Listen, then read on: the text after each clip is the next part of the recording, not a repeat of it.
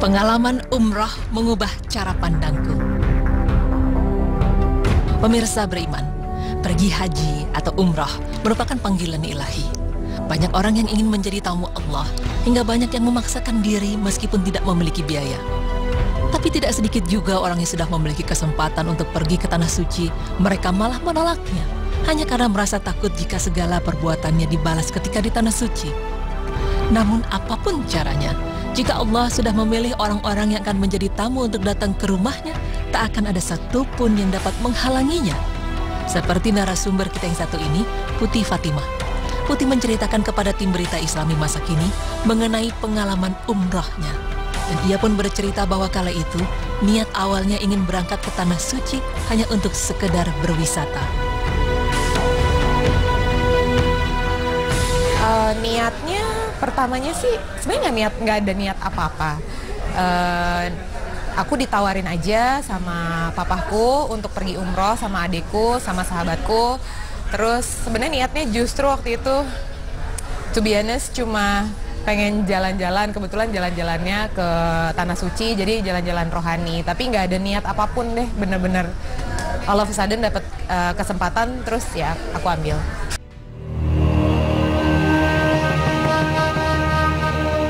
Putih juga mengaku bahwa sebelum berangkat umrah, ia merasa hatinya kosong. Ia masih mencari jati dirinya sebagai seorang muslim dan masih mempertanyakan kepada dirinya sendiri mengenai keimanannya. Jika orang lain merasa enggan berangkat ke tanah suci, jika merasa belum siap lahir dan batin, berbeda dengan dirinya. Meskipun sebelum berangkat, Putih banyak mendengar cerita, bahkan banyak temannya menakut-nakutinya bahwa segala perbuatan akan dibalas di sana. Putih tidak pernah menghiraukannya. Ia tidak merasa terbebani dengan hal-hal tersebut, karena saat itu Putih hanya yakin dan pasrah kepada Allah Subhanahu wa Ta'ala. Bahkan ada nih cerita di mana tadinya budget umrohku itu kalau nggak salah bintang 4. Tiba-tiba last minute, maybe sebelumnya, beberapa hari sebelumnya aku dikasih tahu kalau harganya itu dolarnya turun, uang aku dibalikin, dan bahkan aku di-upgrade jadi bintang 5. Yang itu kan kayak, wow, ini belum berangkat aja aku udah banyak banget kemudahan gitu. Sebelum berangkat ke tanah suci, Putih merasa hatinya hampa. Akan tetapi, ketika sampai di sana, ia merasakan hal berbeda, seperti penuturannya berikut. Enggak, aku hanya saat itu berpikir bahwa now I'm at your house, God. Dan aku ngerasa waktu itu udah alhamdulillah, subhanallah. Padahal sebelum berangkat ke tanah suci, Putih merasa bahwa dirinya hanya terlahir sebagai muslim, tanpa pernah mendalami atau memahami keimanannya sebagai seorang muslim. Ya, sebelum berangkat ke tanah suci, Putih bahkan tidak pernah menyukai kurma. Menurutnya, kurma adalah buah dengan bentuk yang aneh mirip seperti kecoa, dengan rasa yang tidak enak. Putih juga mengaku bahwa dirinya tidak pernah merasa spesial dengan air zam-zam, karena baginya air zam-zam tak lebih seperti air biasa. Bahkan Putih juga masih mempertanyakan keimanannya kepada Nabi Muhammad, karena ia tidak pernah menyetujui segala bentuk poligami. Hingga sampai pada saat ia berada di tanah suci, semua hal yang ia alami seolah menyadarkannya. Datang ke sana dengan hati yang ya sebenarnya kosong sebenarnya, tapi tiba-tiba terisi dengan hal-hal baru yang di sana yang aku dapetin, dan itu mengubah pola pikir aku, pola cara pandang aku sampai sekarang. Putih juga akhirnya mengerti bahwa semua ada alasannya di balik poligami yang dilakukan oleh Rasulullah Sallallahu Alaihi Wasallam, dan ia pun merasa sangat mencintai Rasulullah. Nyampe sana, aku disadarin bahwa pelan-pelan aku dibawa ke tempat-tempat ziarah Nabi Muhammad, termasuk makamnya dan lain-lain. Entah kenapa aku ngerasa nggak ada satupun yang mendikte, kamu harus percaya Nabi Muhammad, kamu harus tahu Nabi Muhammad itu adalah Nabi akhir zaman, dan nggak ada cerita itu. Ceritanya mengalir seperti biasa, kayak orang lagi berjalan wisata ziarah aja gitu, historical trip gitu. Tapi entah kenapa masuk di dalam otak aku, dicerna baik-baik, dan aku mikir gini, semua cerita tentang beliau di sana, it makes my sense. Dan aku ngerasa, oh iya, kalau aku hidup di zaman dia, aku akan melakukan hal yang sama seperti yang sahabat-sahabat beliau lakukan kepada dia. Segitu cintanya. Segala hal buruk yang ia dengar sebelum berangkat bahkan hampir tak pernah ia rasakan. Karena begitu banyak kenikmatan yang Allah berikan padanya di Tanah Suci. Aku lagi sholat di Mekah aku sholat zuhur siang tuh panas sekali, panas banget. Tiba-tiba itu aku aus, dalam hati aja sih sebenarnya, aku aus gitu dalam hati, dan aku nggak berharap orang lain denger sih. Tiba-tiba aja ada nenek-nenek pakai kursi roda, dia supposed to be orang Arab lah, dia pakai kursi roda, terus dia kasih aku air. Dia tarik-tarik muken aku, dia kasih aku air, dan aku sekali minum itu kayak gluk itu kan. Wah, itu gila sih. I mean, dari semua orang kenapa dia datang ke aku? Bagaimana dia tahu? Itu kan satu hal.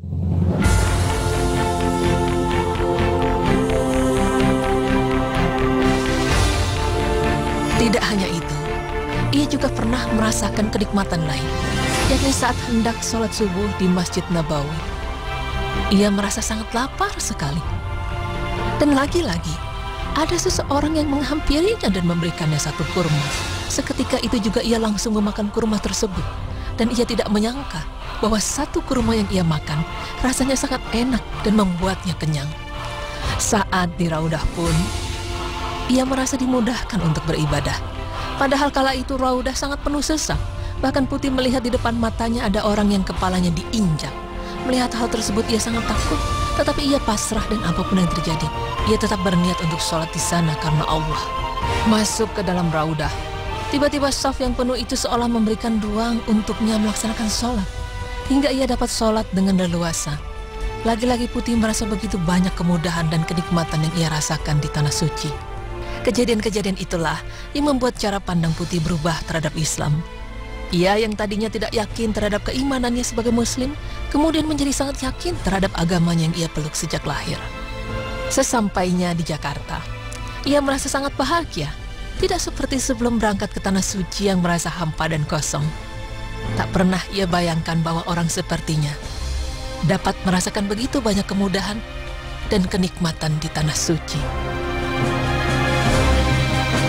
Ketika pertama kali ketemu papahku di dalam mobil, dia yang jemput aku, kalimat yang aku ngomongin pertama kali ke dia adalah, "Papa, kalau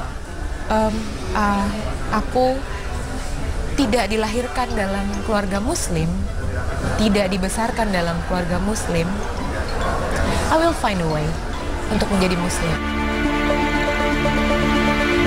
Pemirsa beriman, ibadah umrah maupun haji memang kerap kali membuktikan kepada kita semua bahwa ada hal gaib di luar nalar manusia yang terjadi di sana. Karena kuasa Allah begitu luas, hingga menembus batas-batas cara berpikir kita sebagai manusia. Semoga pengalaman umrah yang dialami wanita bernama Putih Fatimah dapat menyadarkan kita bahwa tak ada yang perlu ditakuti untuk berangkat ke Tanah Suci. Karena Tanah Suci bukanlah tempat pembalasan, justru Tanah Suci adalah tempat pengampunan atas segala dosa-dosa yang kita lakukan. Maka dengan seizin Allah, segala dosa kita akan diampuni sepanjang kita memohon dengan khusyuk. Maka sebagai hamba Allah, berprasangkalah yang baik, berfikirlah yang baik, dan bertindaklah yang baik. Karena hanya Allah Subhanahu wa Ta'ala lah yang Maha Tahu dan Maha Kuasa atas segala sesuatu. Amin ya Rabbal Alamin.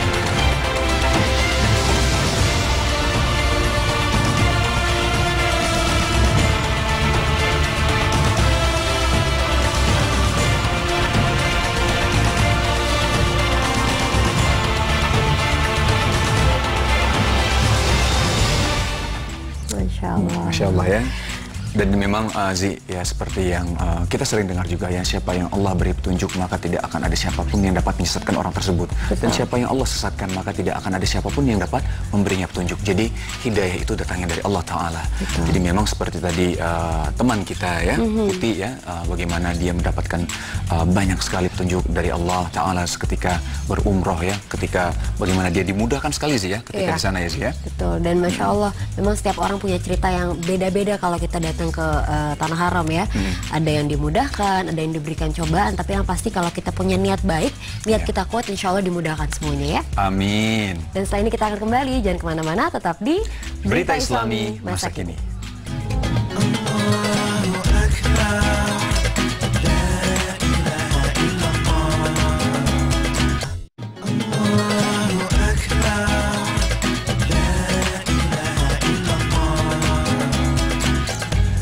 Baik pemirsa, alhamdulillah ya, kita tidak terasa nih sudah di akhir acara dan insya Allah bermanfaat untuk kita semua. Dan hari ini kita ada 3 pembahasan tadi ya. Yang pertama tadi kita membahas tentang jam ya Zi ya. Jam Ternyata pertama. seorang ilmuwan Islam yang memang pertama kali menciptakan jam. Kita tahu tadi ada Al-Jazari dan Ibnu Al-Shatir. Ibnu Al-Shatir. Dan satu lagi tadi kita membahas Tentang sejarah penamaan Muhammad pada Rasulullah. Jadi memang yang memberikan nama itu kakek beliau, Abdul Muthalib. Dan memang ternyata yang mengejutkan adalah di Inggris itu urutan ke-31 banyak sekali orang yang memakai nama Muhammad. Di urutan ke-31.